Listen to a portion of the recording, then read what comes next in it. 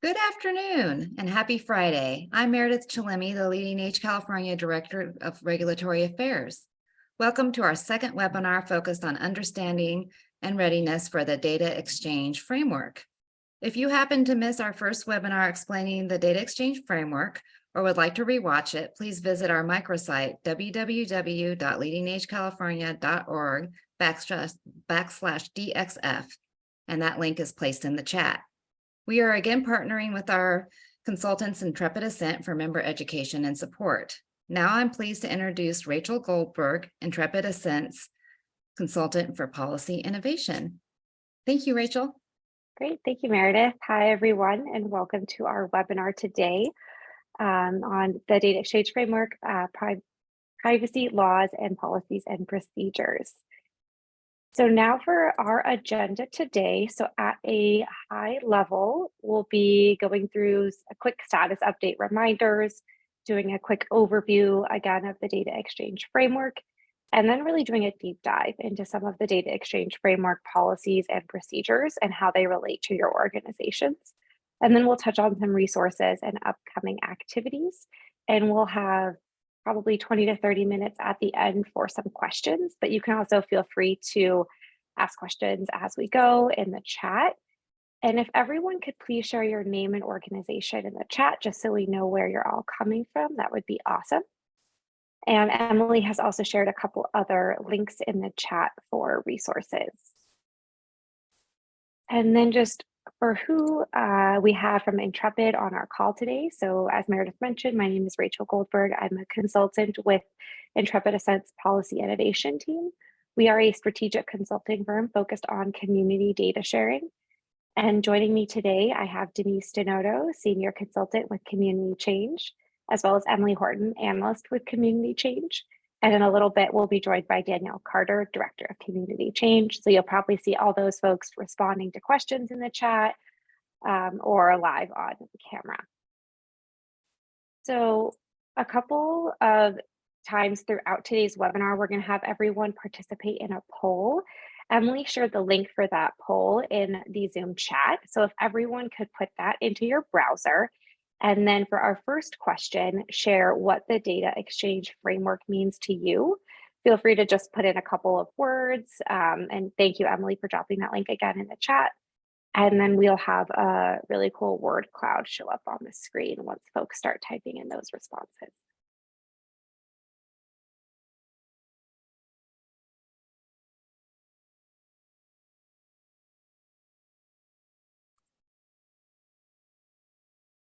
Great. We got some responses coming in. Definitely keep them coming.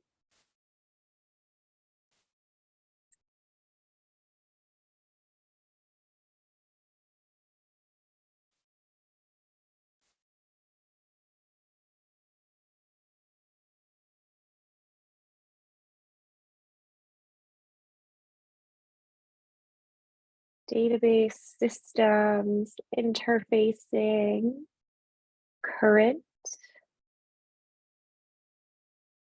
Great. Feel free to keep entering in even as we go to the next slide. Just helps us to understand where everyone's at with their knowledge. So thank you. And real quick, just a reminder of why we're here today. So LeadingAge California was awarded a data exchange framework education grant from the state to help inform and educate their members around the data exchange framework. So the purpose of these grants is to raise awareness and education of the framework around LeadingAge California's members. And I think we can go to the next slide and one more after that. Thank you. So now we'll just do a really quick high-level review again of the data exchange framework. And as Meredith mentioned, if you want more in-depth, we have the recording of our first webinar that really did a deep dive into what the data exchange framework is. And we'll also be sharing a, I think, 3 or 4 minute video that we did around Data Exchange Framework 101. So as a reminder, the Data Exchange Framework is a policy framework to promote the secure and real-time exchange of health information across healthcare entities, social services organizations, and government agencies. It's comprised of a single DSA, an associated set of policies and procedures, and those are what we're going to really dive into today to govern exchange of health information. And the exchange enables and requires exchange through any network, health information organization, or HIO, or other technology that follows the data exchange framework, standards, and policies. And while the initial focus of the framework is on the exchange of health information among healthcare entities, it's really the intent of the framework to go beyond that, to include these social services organizations and county agencies, and to exchange social determinants of health and other non-clinical information. And as a reminder, the data exchange framework is not a new technology or centralized data repository. As the name implies, it's a framework through which data is shared. And we have one other question for you before digging into some privacy stuff. So if everyone could click back to the poll link and name a required data exchange framework signatory.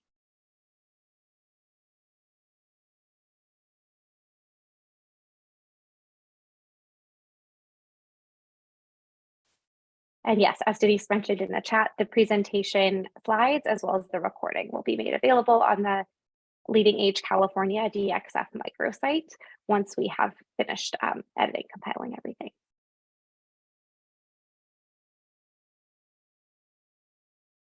Okay, administrator management. We'll give a couple minutes for folks to add in other ideas.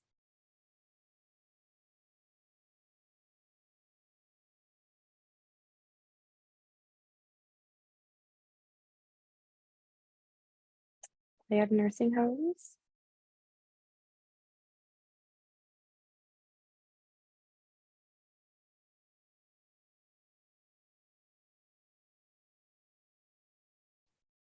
Hospital, nursing homes. Okay, so yes, a few of these are required signatories. So there are 6 types of required signatories, all of which are healthcare organizations. We've got hospitals are correct, so our skilled nursing facilities. And then we've got clinical labs, health plans, acute psychiatric hospitals, and physician organizations and medical groups. Other entities, social services organizations, hospice, assisted living are all strongly encouraged to sign on to the data exchange framework, but are not required to do so. Great. And now we'll get into, at a very high level, some privacy considerations.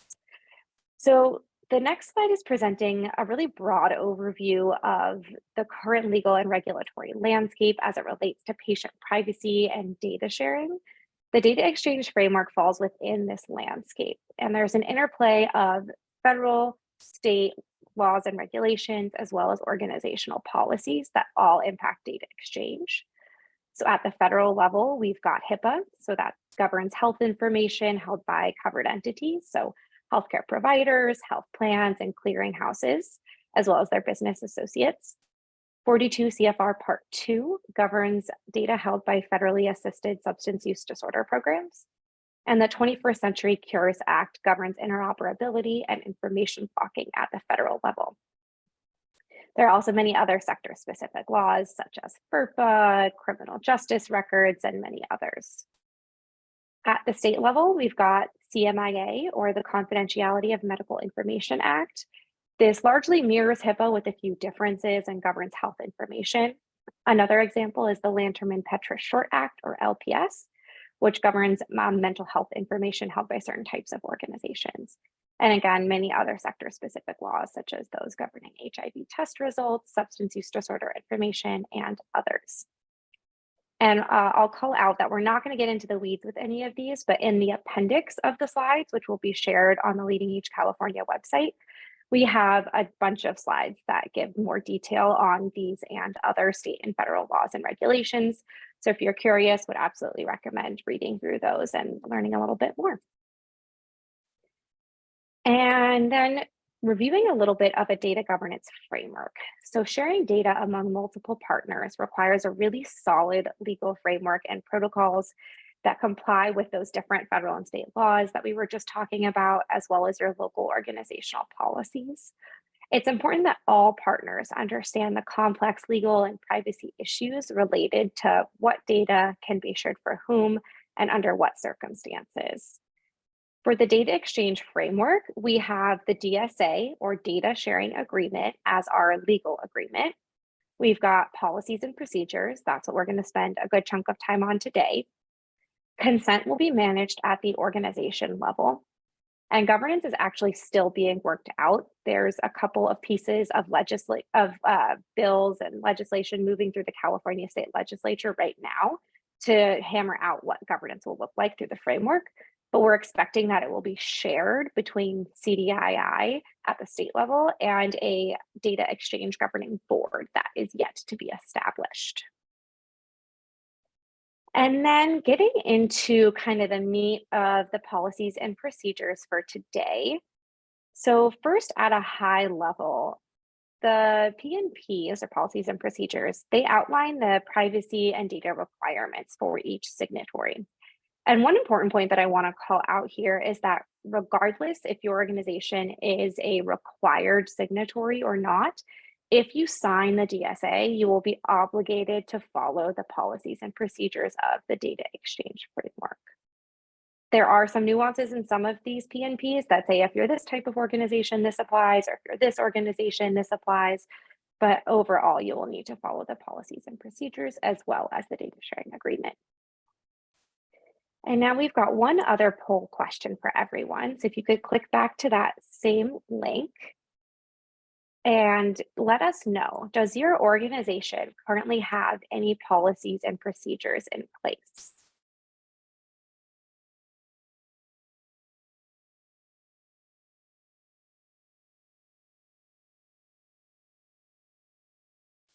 And while folks are responding to this, I see there's a question in the chat about PACE programs. So from what we've heard so far, PACE are not required to sign the data exchange framework. Is it required to sign the DxF data exchange framework? If you are a required signatory, yes, it is required. If you are not a required signatory, so if you're not one of those 6 groups that I called out earlier, then you are strongly encouraged by the state, but not required to sign the data exchange framework DSA at this time. This is great. We've got about 60% of organizations who have policies and procedures in place. So thank you all for letting us know. This is helpful. So then today we're going to spend some time on reviewing some finalized policies and procedures through the data exchange framework, as well as touch on a few that are currently in draft form. The 3 that are the top 3 on this list, we're not going to get into today, but these are finalized P&Ps that you can review on the state's data exchange framework website if you're curious. So the first one that we're going to dive into is the permitted, required, and prohibited purposes. So this lays out the conditions under which participants can share information under the data exchange framework. So there are 4 types of purposes for which you are required to share information under the framework. Treatment and payment, those have the same definitions as under HIPAA. Healthcare operations, slightly modified from the HIPAA definition. For the data exchange framework, this includes quality assurance and improvement, as well as population-based activities. And then the 4th required purpose is for public health activities. And then on the permitted side, that is sharing social services information, research activities, and then really anything that's not explicitly prohibited is permitted to be shared. And then that information that's on the prohibited side, that is for selling information. You're not allowed to do that through the framework, as well as unlawfully discriminating, denying, or limiting access to services or prosecuting someone for accessing services. I think we've got one poll question on the next slide. What are the official required purposes for sharing data?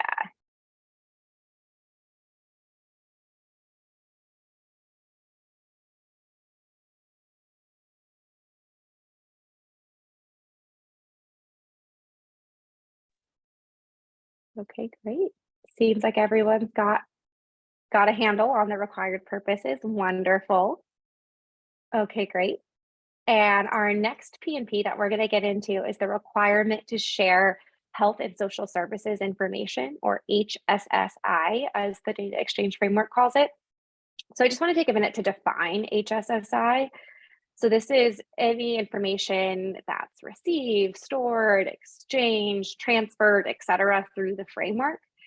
It includes data elements, which we'll get into in a couple of slides, information about healthcare services, including PHI, or protected health information, and information related to provision of social services.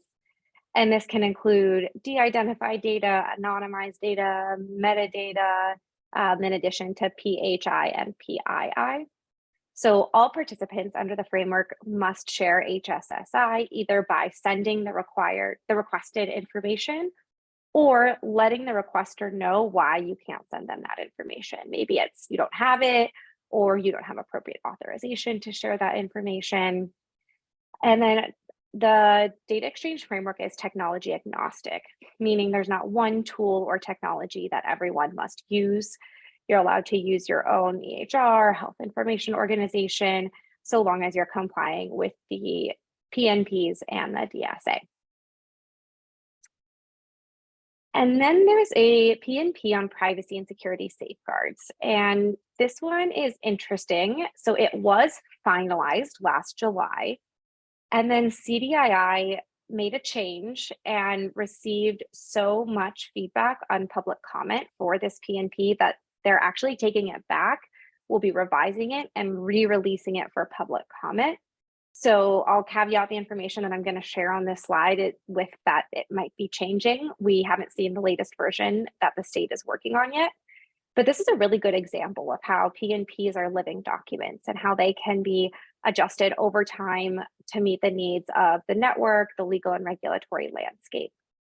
So as far as we know, with the most recent version that we've seen, this P&P addresses privacy and security safeguards around sharing data through the framework.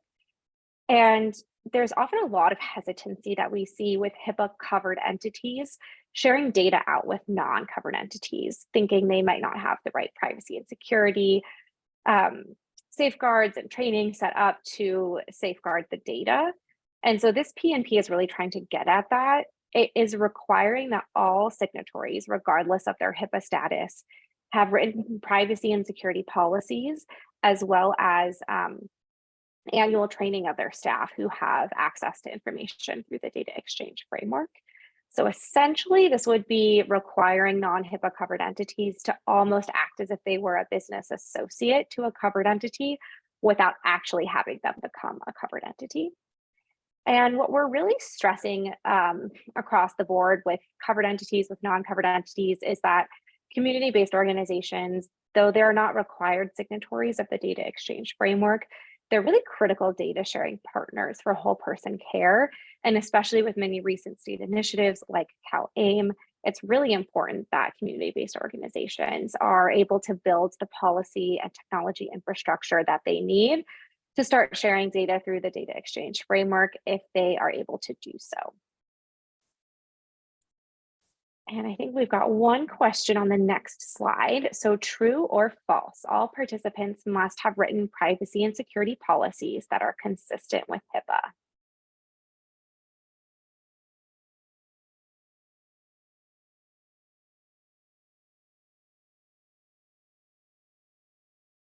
Okay, great. Seems like everyone's on board again. Wonderful. So the next P&P that we're going to get into is focused on individual access services. So this requires that the DxF participants provide HSSI to patients or individuals upon request. It says that all patients or their representative have a right to receive a copy of their HSSI. And they are also able to self-report information into their records or request that inaccurate information be changed. All of this is with a caveat of if permitted under applicable law. Participants are able to deny these requests made by individuals if it is permitted under law to do so. Participants are also obligated to verify an individual's identity before sending them information or modifying their record. And it's also not permitted for one participant to charge another for the exchange of information for individual access services. And then for data elements to be exchanged. So this P&P gets into the specifics of how data elements must be exchanged to comply with the data exchange framework. There's a lot of text on this slide. I'm really going to focus on this first section, the data to be exchanged. So healthcare organizations will be required to share electronic health information, which is basically PHI. And then it's kind of the second bullet that I really want to focus on. So health plans under the data exchange framework will be required to share information under the CMS and interoperability and patient access regulation. And this will include claims, claims, encounter data, and clinical data if they have it. And so historically, most health plans just share claims information. So this is a really important shift that health plans will be sharing additional information under the data exchange framework that can really help out other participants. And then for the data standards and data formats, I'm not going to get into the weeds here, but just want to at a high level say that if your organization is using an EHR or a health information organization, HIO, that is certified, most likely they're meeting all of these standards and formats, and you should be good to go. I'll also just call out that with the inclusion of US CDI, the US Core Data for Interoperability version 2, the state is calling out the inclusion of several data elements that fall under social determinants of health. So again, going back to the intent of the framework to share more than just clinical data, we see that here with the data elements to be exchanged. And then I think we have one other question. So if everyone could share in the poll some obstacles that you think that you'll have in complying with the P&Ps that we just went over.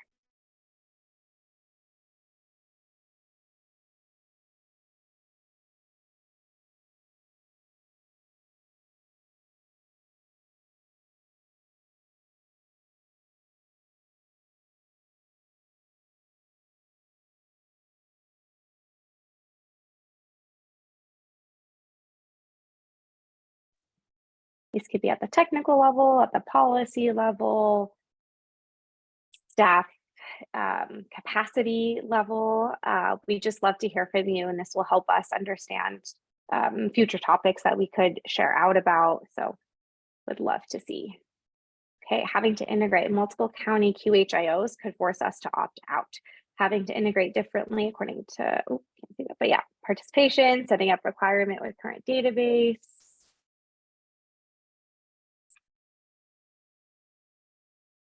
So we've got integration, participation, database stuff, all helpful. Okay, great.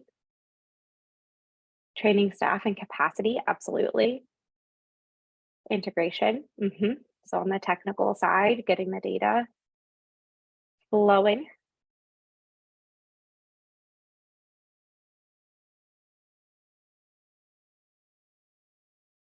Encourage folks to keep adding even as we transition slides. We'll go through all of these and it will help us to inform future material that we'll share out with all of you. So thank you.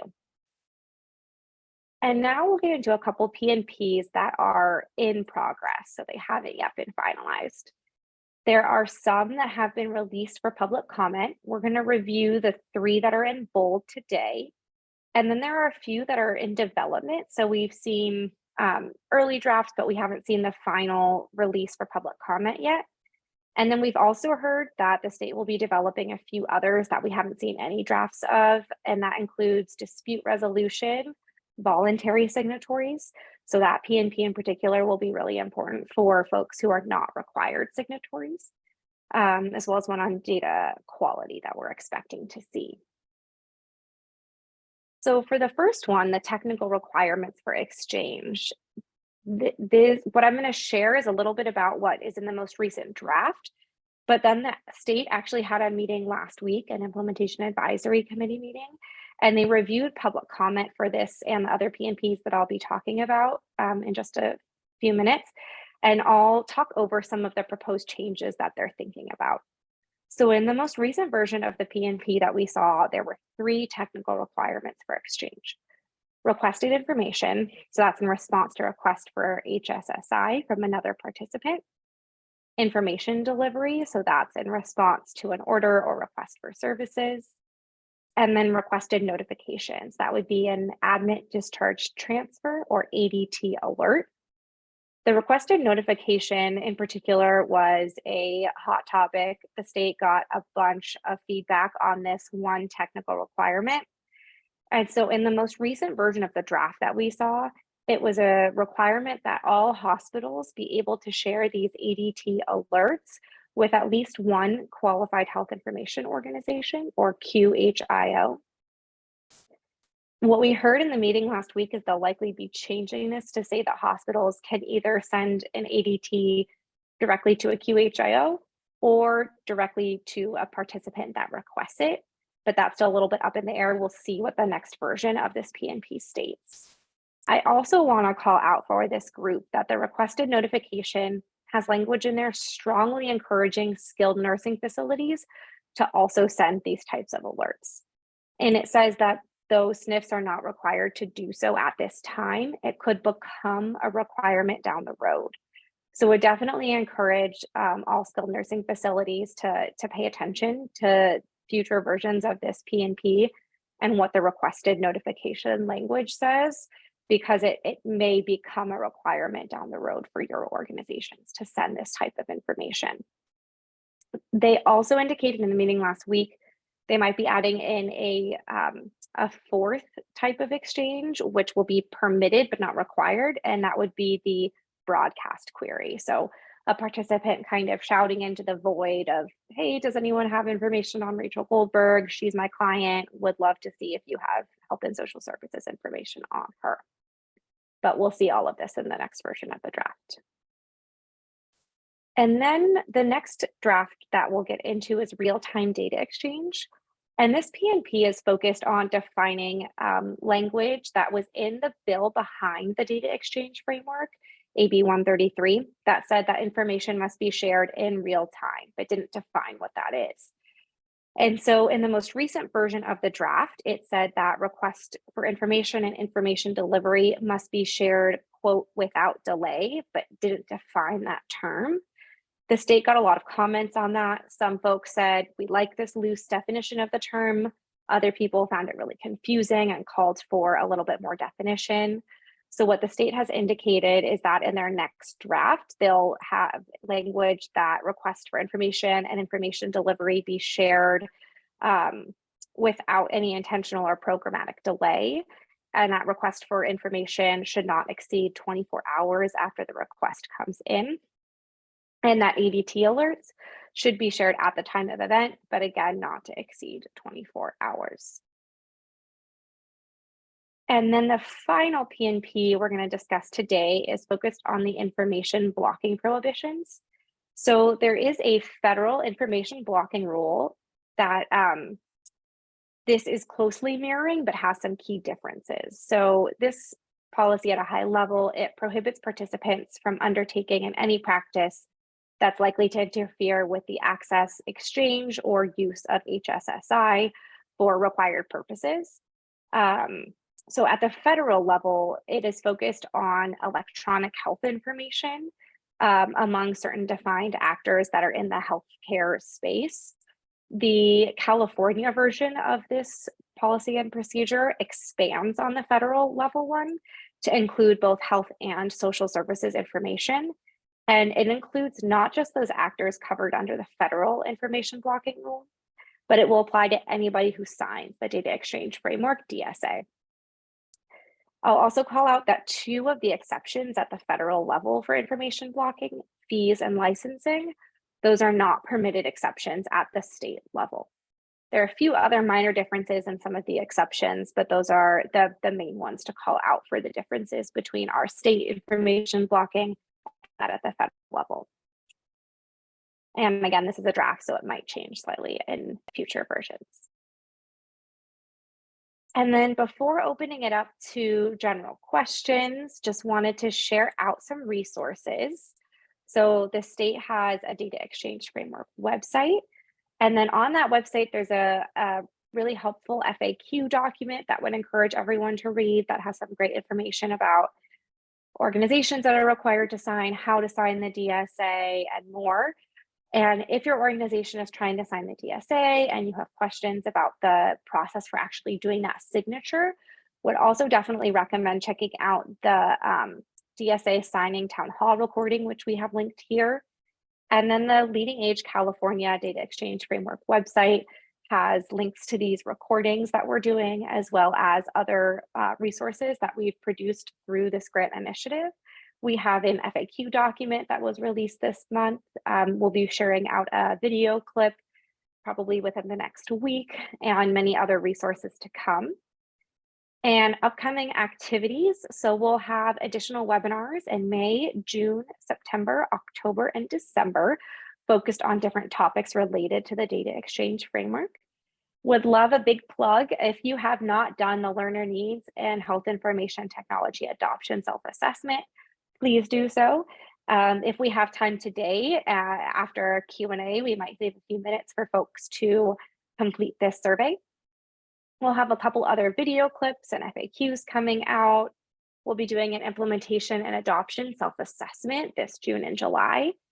And then we'll also have a mid-year working session, design session later this summer.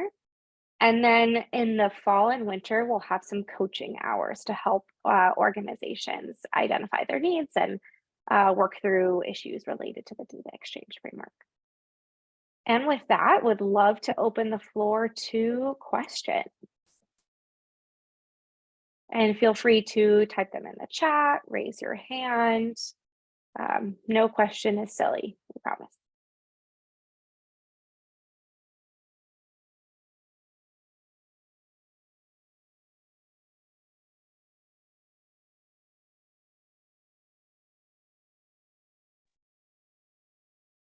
No questions yet. I can't believe it, Rachel. Everyone's so quiet.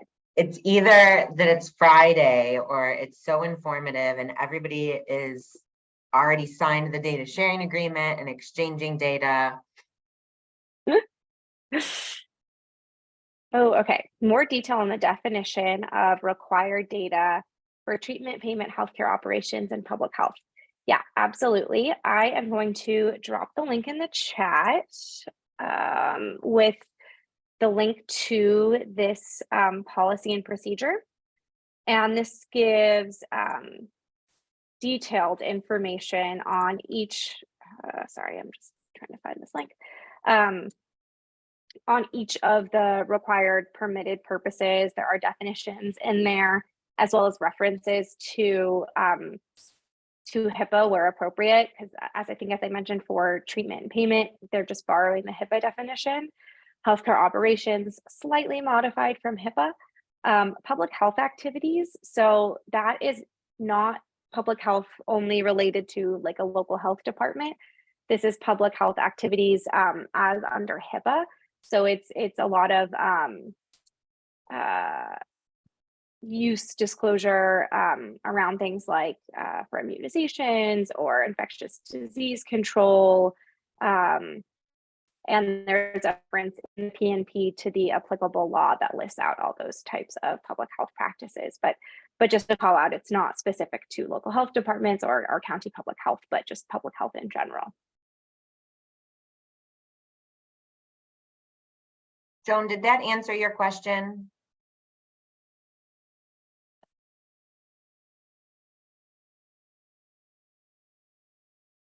Perfect. Great. Thank you. Emily also mentioned we have a survey today. If there's any content you'd like us to cover for the future webinars, these education sessions are really meant to be custom for LeadingAge members. So if there's things that you think that we could cover that would be helpful, please let us know. We do review that survey feedback and try and adjust our training and education activities accordingly.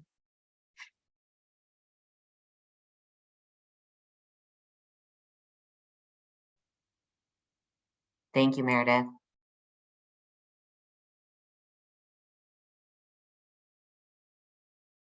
If anybody wants to verbalize a question, you can raise your hand and we can unmute you.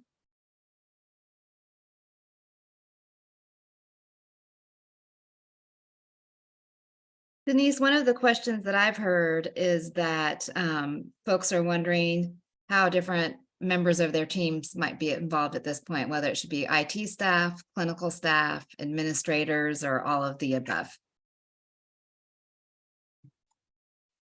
I think it's a great question. I think it varies based on the organization and the signatory requirement. So if you guys are a required signatory, then the runway for you to participate in the data exchange framework is shorter than someone who is maybe in, let's say, housing or home health, that is a encouraged but not required signatory. They have longer to sign up for the data sharing agreement and the data exchange framework. So those of you on the line that are required signatories, I would recommend, and this is all sort of opinion based, every organization is different depending on your size and resources, but conversations sooner than later, especially as things start to take shape and organizations go through the certification process to be QHIOs. So talking with IT, talking with your users that are interacting with data about what their needs are, about some of the technology that you have, those are great conversations to be having now. I agree. I would also say compliance legal is another good piece of the puzzle to start talking to, have them read over the DSA, read over the policies and procedures, see where your organization is already there. You've checked all the boxes, where you might need to dig in a little bit more. Maybe your organization doesn't have those written privacy and security policies and procedures, so you need to develop those. Or maybe your EHR that you're using would definitely encourage conversations with technology tools that you have to see, hey, here are the data standards and data formats that we need to have. Can you confirm that you can do all of these? Can almost guarantee that those EHRs and HIOs are having these conversations with other organizations. And again, if they're certified, most likely they're already good to go, but absolutely encourage those types of conversations. And then with leadership, making sure that they're engaged, they know what's happening, they feel equipped to move forward with next steps that they might need. And then at the user workflow level, if there is anything to change, depending on what your organization's practices are. So really kind of a holistic conversation across the board, but two key pieces I would definitely say are IT and legal compliance at this point. Now, another aspect of that too is that the more conversations you're having internally, the more questions that will come up. And so, having these webinars and other events and activities that we'll be hosting throughout the year are great opportunities to raise some of those questions. And so having those engaged discussions within each of your organization helps kind of elevate some of those questions and then bring them back to these activities. Earlier in our presentation, we had a question come up around connecting to multiple QHIOs that came up in one of our survey polls. Rachel, can you speak to that a little bit more, QHIOs and what maybe some of the requirements are? Yeah, definitely. So first, some kind of general information about the QHIO, or Qualified Health Information Program. So we've seen the draft versions of the application and the requirements, but we're expecting the final version to come out any day now, with applications opening up soon thereafter, and then the QHIOs identified by the state in June. So we'll see a lot more information there about what exactly each QHIO will be able to do. But to become a QHIO, to receive that official Q or qualified status from the state, at least in the version that we've seen so far, you'll have to comply with all of the data standards and formats, all of the technical requirements for Exchange, have appropriate privacy and security safeguards set up, meet certain operational requirements. So having a certain number of records within your system and having certain other things on the operational side to ensure that your organization is good to serve organizations throughout the state. So can you join multiple QHIOs? Yes, I think the state's intent is that if you are joining one QHIO, you wouldn't need to join another one, but there's no prohibition that you can't join more than one if you would want to. Or let's say you have a current EHR or HIO and they meet most of the requirements, even though they're not an official QHIO, you could choose to use another technology solution to meet those last other requirements that you need. That's absolutely permissible, so long as you're hitting all of the requirements across the board. And then I see one question, since we're not required, do we have to follow the published timeline? It's a good question. So for voluntary organizations or strongly encouraged organizations, there's no mandate for when you need to sign the DSA because you're not required to do so. There is a little bit of ambiguity around when you would need to start sharing data under the framework should you sign as a voluntary signatory. What we know is at the earliest, you would be expected to share January of 2026. It might be later than that, but as I mentioned, we're still waiting for the state to develop a P&P around voluntary signatories. So hopefully we'll know a little bit more around that within the next couple of months. Thanks, Rachel. Meredith, are you hearing any other questions as you're talking to different LeadingAge members?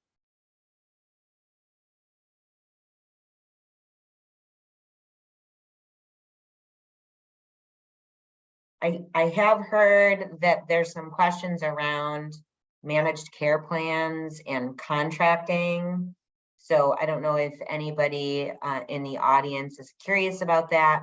We are hearing, you know, are managed care plans going to require participation in the state data exchange framework?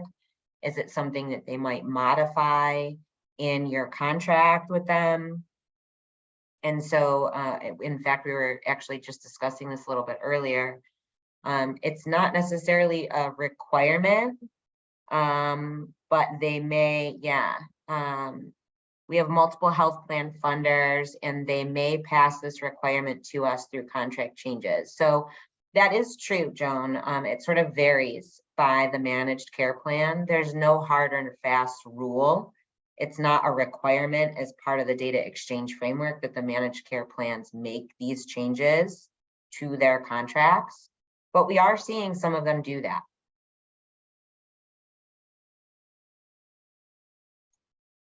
We also had a question come through email that I'll just share here in case it helps anybody else, about an organization wondering if they are going to get aggregate data back from the framework to help with their outcomes measures. So that's not a required purpose that you could get that information back. But if you are connected with an HIO, most likely they can do that type of data aggregation for you. But that would just be a conversation you would want to have with your technology vendor to see, hey, can we set up these reports to help me with my outcomes measures? Here are the data elements I'd like. Here's how they would maybe need to be structured. So if that's something that would apply to your organization, would definitely encourage you to have conversations with your technology vendor around that, as well as if you're choosing to onboard to a QHIO, once they're identified, would want to talk with them about that as well. The other thing too, Rachel, is not all the QHIOs or HIOs in the state of California have the same core services. Some of them are pretty close, but they don't all offer the same thing. They all have different, I think, pricing models today. So as your organization starts to think about what's best for you and the type of data that you want to exchange and the type of data that you want to get back, that may be some of the questions and considerations that you have when you select the HIO, the QHIO, or the exchange partner that you want to exchange with. It's a great call out. Jackie, great question. There's actually, I'll let Meredith answer specifically, but there are some services already available to you as a LeadingAge member. Yeah, so that is a great question. Thank you, Jackie, and thank you, Denise. We will be looking at the different QHIOs once that list is published, and it may be that our membership department invites some to be business partners, and then we would be able to have more interaction with them. We also don't know at this time how many QHIOs the state will be identifying, and I think that partly depends on how many applications they get. We've heard through the grapevine several regional or local HIOs throughout California have applied. We don't know the full list of who has applied though, and ultimately how many the state will select. In one meeting, the state indicated they would love to have at least 6, but that in no means is representative of how many they will actually end up having. But yeah, we'll know more in June once that list comes out. And one other thing we're waiting for that we discussed in our first webinar, but I'll just remind everyone of, is the Data Exchange Framework DSA Signatory Grant Program. So that includes the QHIO Onboarding Grant and the Technical Assistance Grant. And as a reminder, for the first 2 rounds of grant funding, only required signatories are eligible to apply. And then optional or strongly encouraged signatories will be eligible in round 3 and beyond. So the state was supposed to have released the applications this month in March, and it was pushed to likely April. So keep your eyes peeled for that, and hopefully that will be coming out soon. So if you're a required signatory and don't meet all of the requirements of the DSA, you're eligible to apply for one of those 2 grants, either funding to help onboard to a QHIO or technical assistance funding. And I'll drop a link in the chat in just a sec with a 1-pager on the grant program that the state has published.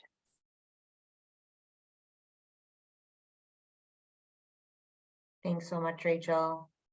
Are there any other questions?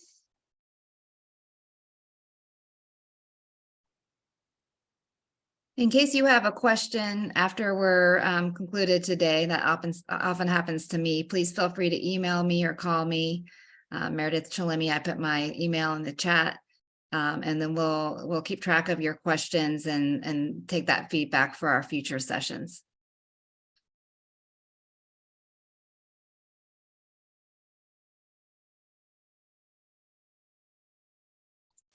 And if we don't have questions, would love for everyone who hasn't yet completed the learner needs and HIT assessment, if you want to take a couple of minutes and do that right now, we would really appreciate it. And that will help us to inform all of those other activities that we were talking about. So our future webinars and working sessions and FAQs, that will help us to tailor it to what would be helpful for your organizations. So thank you. Oh, and our webinar feedback survey. That also helps us to keep improving these webinars. Thank you.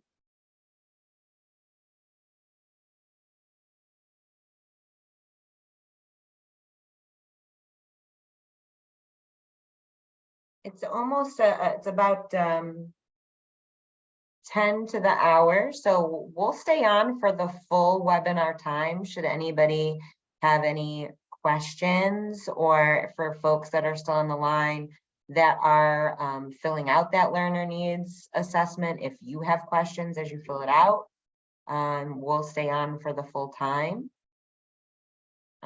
So we're here and available. Otherwise, happy Friday. Enjoy the weekend. Yes, thank you so much, Intrepid Ascent, and to all of our members for attending. And if you can use this space of time to ask questions or do that survey, like Denise is saying, that would be so appreciated.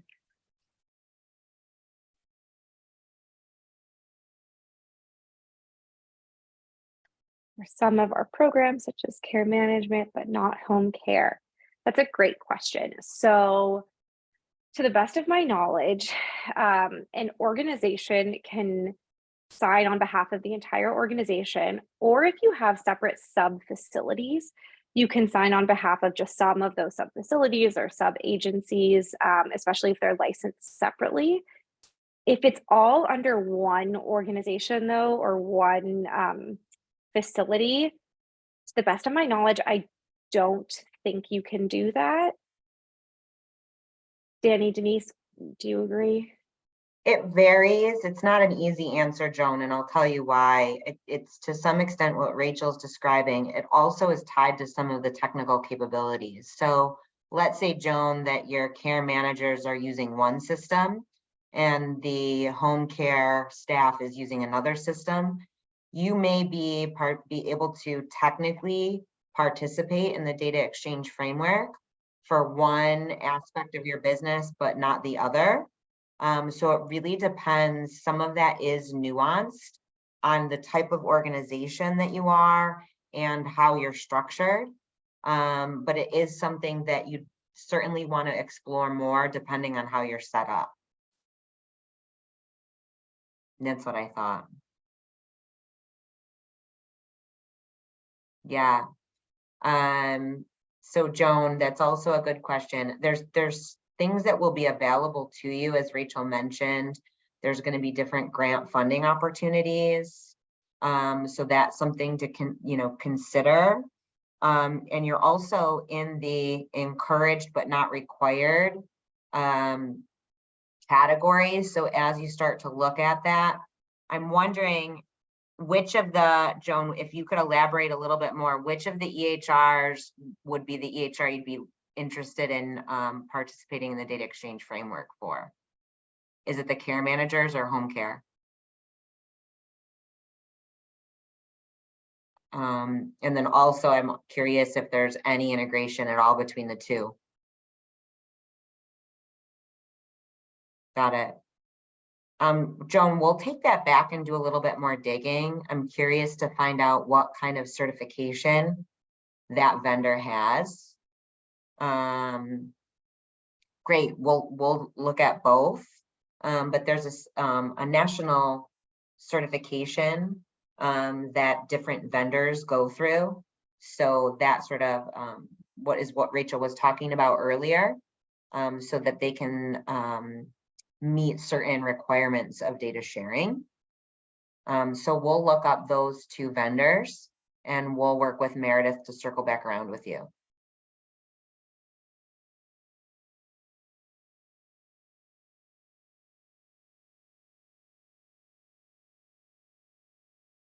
Absolutely.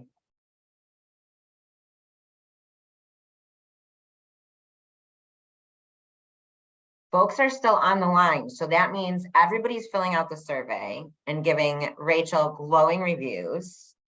And in addition to that, they're taking the time to fill that learner needs assessment out. So we really appreciate you guys filling that out. We want to make these sessions as meaningful to you all. So the more information you can share with us about how they can be valuable, the more work we can do to ensure that's the case. Yeah, and I know that a lot of our members that have joined us operate skilled nursing facilities, but often have assisted living and residential living. So that's something that people are probably thinking about as well, just like Joan. How would this work for their multi-levels of care? Definitely. And a lot of it at the state level comes down to licensure. And so if you're licensed separately, you can sign at They are licensed separately. Then yes, then like the skilled nursing facility could sign because it required, and then the other agency would not need to. You just want to be careful when you're signing the DSA that you don't just say Rachel Goldberg's organization. You say Rachel Goldberg's organization and then Danny Carter's skilled nursing facility as a subordinate organization. If you just say Rachel Goldberg's organization, all of the agencies underneath will become obligated. But if you list those subordinate entities out, that then excludes anyone who wasn't explicitly stated. And that's laid out a little bit too in the DSA signing town hall that the state released, as well as in that FAQ document I linked to earlier. They walk through like what a subordinate entity is, but really it comes down to licensure.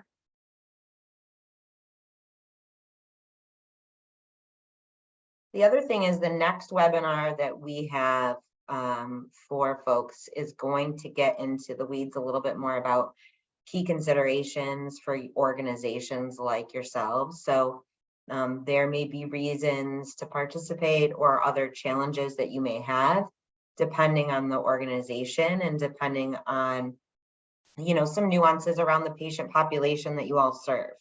And so we'll spend time in our next webinar really teasing some of that out in more detail, talking about considerations, but also benefits and use cases, right? Why would it be great for a skilled nursing facility to participate in a data exchange framework across the state? What challenges might that skilled nursing facility also have? And some of those will be unique to your organizations, the type of organizations that you are and the clients that you serve.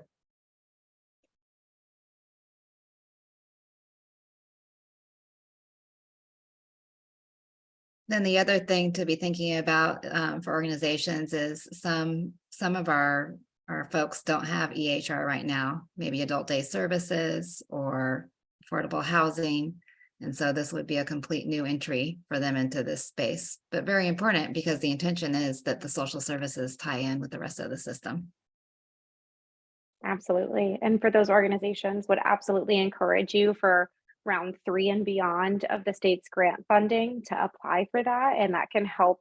It won't fully pay for, but will help subsidize the cost of onboarding to a QHIO, for example.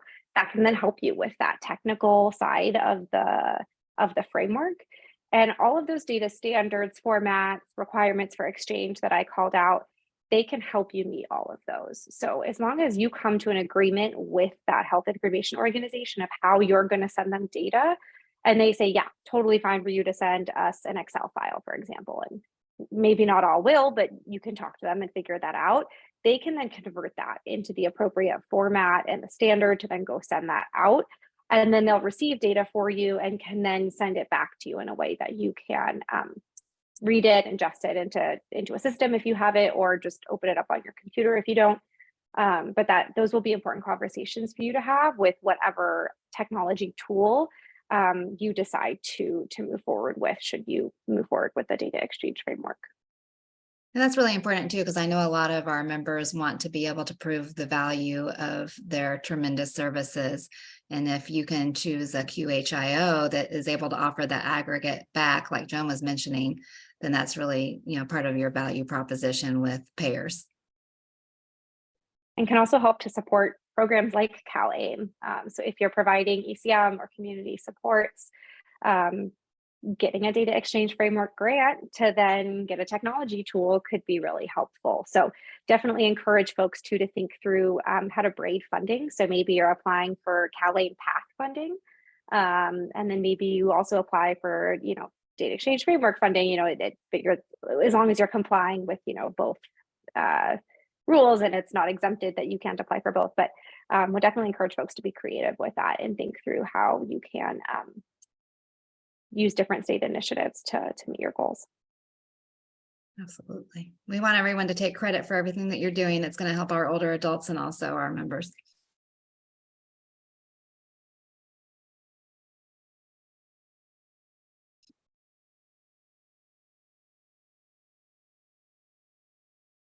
We're just shy of 2 minutes, but it looks like we have another question here.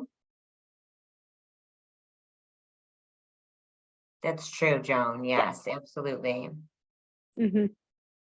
Yeah, there's still a lot of open questions around the QHIOs. We don't have the final program or requirements. We don't know who the QHIOs are. There's still a lot of open questions there. So would agree. And we'll share more out as we find out. And I forget which number webinar, but we have a whole webinar dedicated to QHIOs and sharing data through them later this year. Yeah, and the last thing that I'll say is that our webinars are not on a consistent day and time of the month. So I will be forwarding information via Outlook as well, if that works for people. So it'll have the new registration link and it'll have the date and time marked on your calendar so that we can, keep track of when all of these webinars are taking place.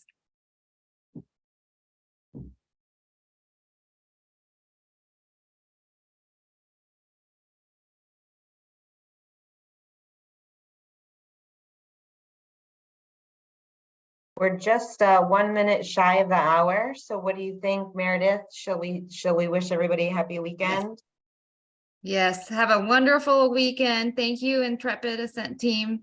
Such valuable information and expertise. Thank you, LeadingAge California members, for coming and joining us. And we will see you next time. Have a good weekend.